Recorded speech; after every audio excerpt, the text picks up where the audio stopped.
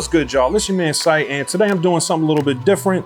We are gonna do what I call a beat break, and I'm gonna start doing more of these because what I've been doing in my spare time is getting in the lab, getting in my apparel lab and banging out on the Live 2. Actually, I've been recording all over the place. So these beat breaks are kind of like a cool way for me to show my process. If it's one of those days where it's really busy and, you know, my son gets a little bit of nap time, I like to get out in the apparel lab, get some fresh air, and bang out a beat. So I hope you guys like this new series. I'm gonna try to do these in between my tutorial videos, keep the information coming for y'all, but maybe this is a cool way I can show some more of my process. And I'll also be showing you more of my workflow, which is once I go standalone and kind of come up with the meat and potatoes of the beat, I'll take it back into the studio and then I'll do a mix in the full MPC software.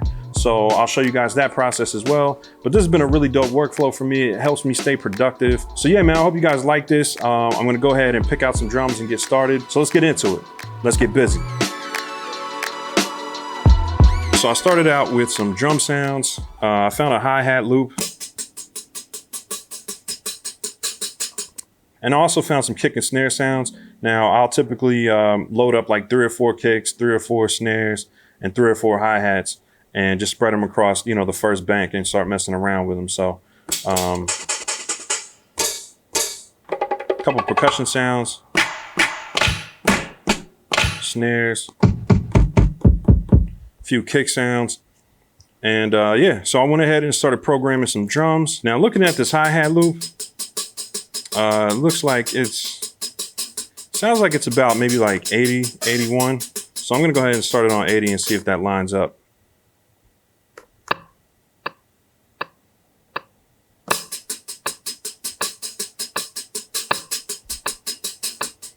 Yeah, buddy. So it sounds like the hi-hat loop is 80. I'm gonna go ahead and let that kind of dictate the track and which direction it goes. We can always warp it later if we need to, but I'm gonna go ahead and rock out at 80 BPM. Go ahead and lay that down.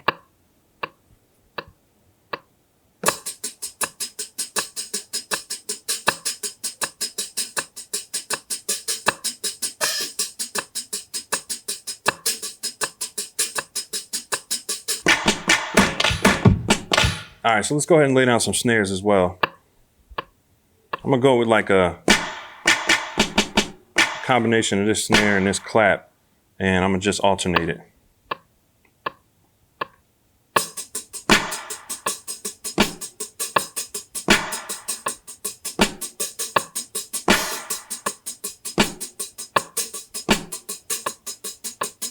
All right, so let's go ahead and lay down a kick too. Usually I'll just lay down a drum pattern just to kind of get a feel. If I'm planning on sampling, sometimes I'll just go through different samples that I already have dug up and see what kind of fits with it. So let's go ahead and lay down a kick pattern on this. All right, before I lay this kick track down, I'm gonna go to my cue links and I'm gonna turn the time correct on. It was already on 1/16 by default, but I'm gonna set the swing to, let's set it to about 54, and then the time correct strength to about 88. And this should give us just a little bit of swing on the kick and make it swing a little closer to the hi-hat. So let's go ahead and lay that down.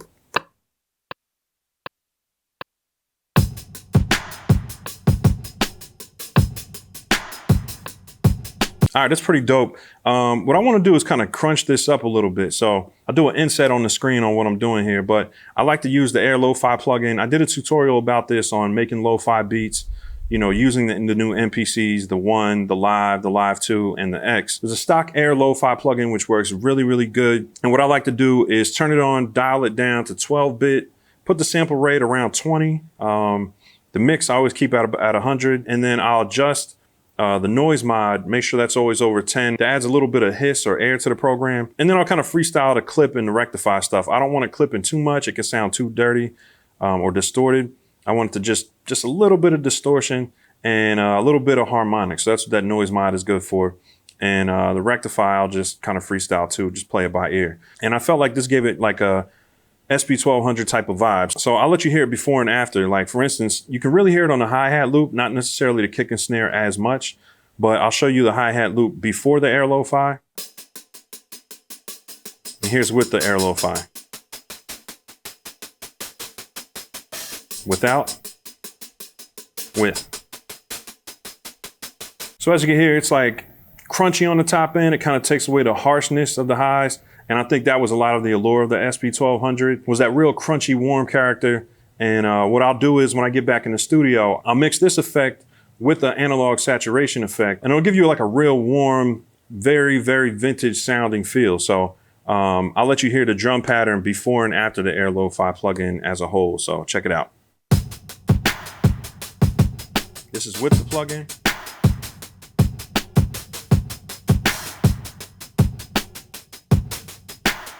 Without the plugin.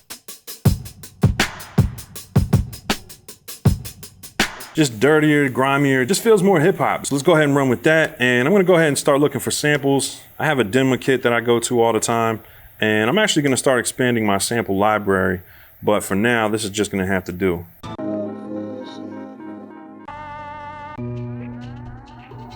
Sometimes I'll let the drums rock as I go through samples.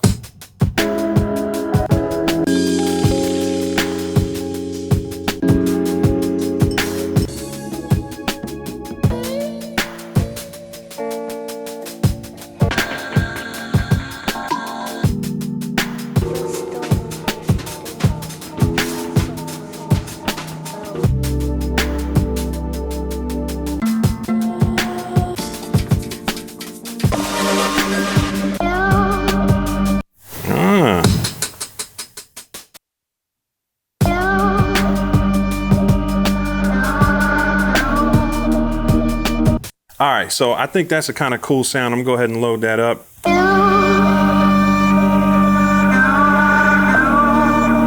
All right, it's just a little fast, so I'm gonna load it up on a pad, and I'm not gonna put it on that Air Lo-Fi affected program. I'm gonna load it up on a different program. Let me go ahead and hit the warp button and turn it down some.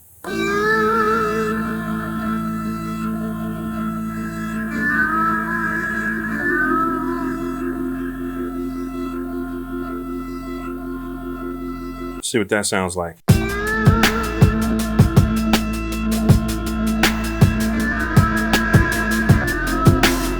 Pretty dope.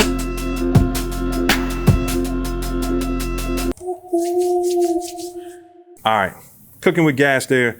Now, a lot of people complain about the warp on the MPC and Standalone, and while it isn't great, I use it as a placeholder. So if I can get it to sound halfway decent using the Pro 10 algorithm, after 2.8, they added the Pro 10 algorithm. You have to go to your preferences, hit general, and go down to your audio warp algorithm. You can change it from basic to the Pro 10. So Pro 10 is definitely better. It's the one that the Force uses. I'll put it on Pro 10. It'll at least give me a solid placeholder. So when I get the beat back to the software and then I use the Elastic Pro algorithm, which is included in the software, sounds much better. So if you can get it to sound halfway decent with Pro 10, just rock with it.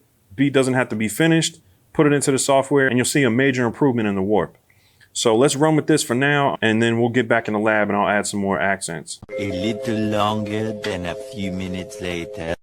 All right, y'all, so we're back in the lab. Pardon the lighting if it goes in and out. I just felt like keeping the shades open. Didn't feel like doing the artificial light thing today. So just gotta rock out with me. All right, so boom, we're gonna get into the MPC software, and I'm gonna go ahead and take my SD card. I took it out of the Live 2 and just put it in my SD card reader. All right, and I'm gonna go ahead and load that beat up. All right, here it goes. Go ahead and load that. And y'all gotta pardon me if this mix is atrocious when we're done. I actually, my right headphone, after kind of like beating these things up for 2.5 years, my right headphone went out, and I went ahead and sprung for the Bear Dynamics, so they should be here tomorrow. I'll probably do a quick little review on those as well and let you guys know what I think. But in the meantime, I just gotta rock out with my busted headphones, and only the left ear is working. So, all right, so let's just rock out with what we got so far.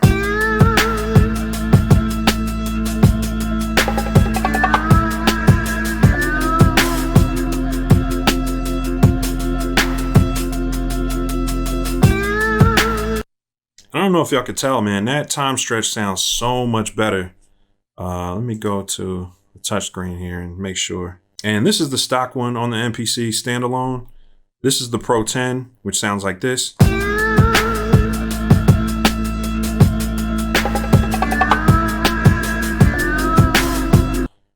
Not horrible, but as you can hear when you put the Elastic Pro on,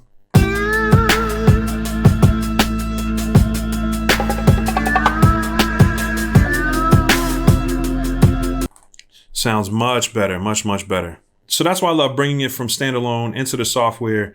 It really bumps up the quality of your warping. So you don't really have to be a stickler about it when you're in standalone. Even though it doesn't sound great, it'll sound a lot better when you get that Elastic Pro hooked up on it. Let's go ahead and work on that, see what we can come up with.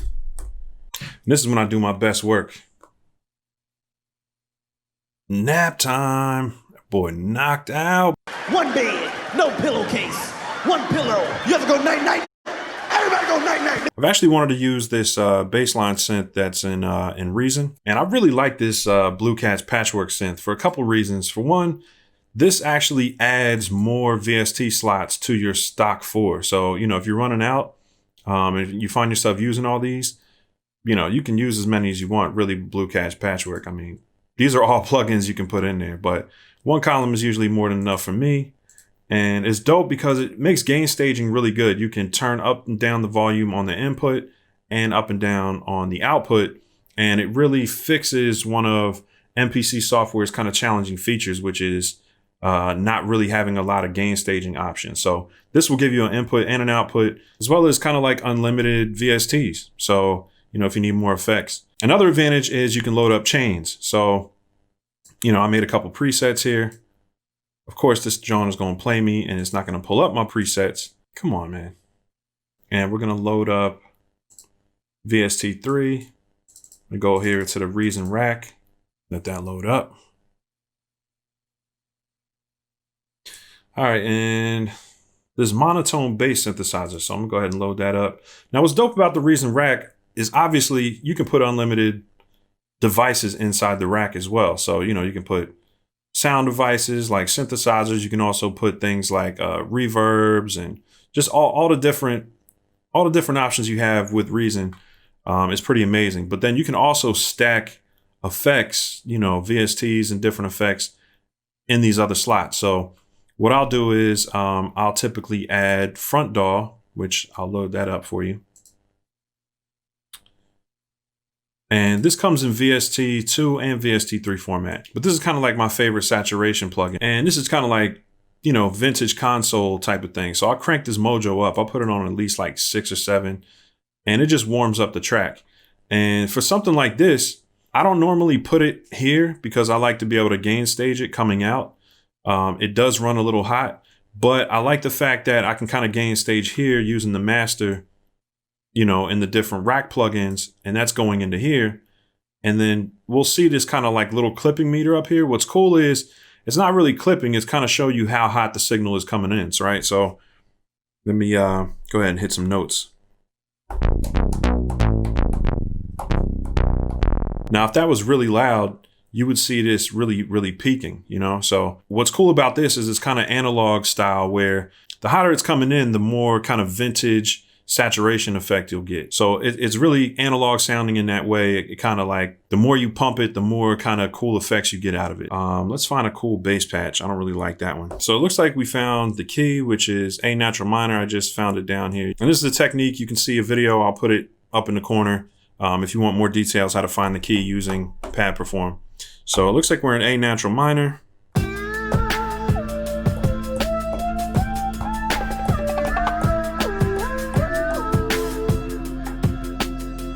I also want to cut that bass a little bit. So let's see. I put a filter on it already. Let's go ahead and hit the pad icon. And let's put an effect just on this pad that the sample's on. And we're going to put an EQ filter. I'm going to use the kill EQ. It's kind of the fastest way to cut out certain frequencies. So hit kill on the low. Because we want to play a bass line. We don't want the bass that's in the sample clashing with it.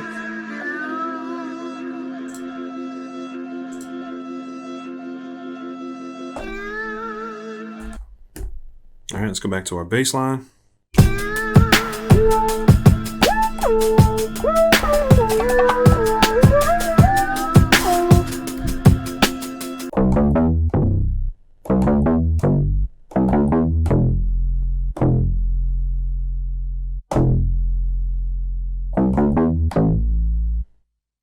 Kind of like that. Let's retract that real quick. Let's also turn off the time correct for this.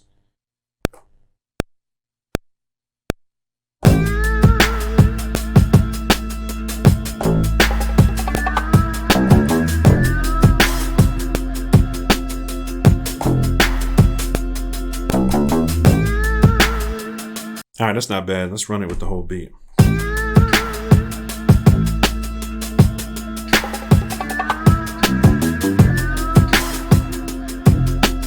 Not bad, not bad. All right, so next we're gonna go ahead and maybe add some strings. Next video, I'm gonna download that Friction plugin and see if we can come up with some dope strings with that. The Reason Rack with front door. And what has good strings? I think, all right, let's load up the NNXT violin section. See what that sounds like.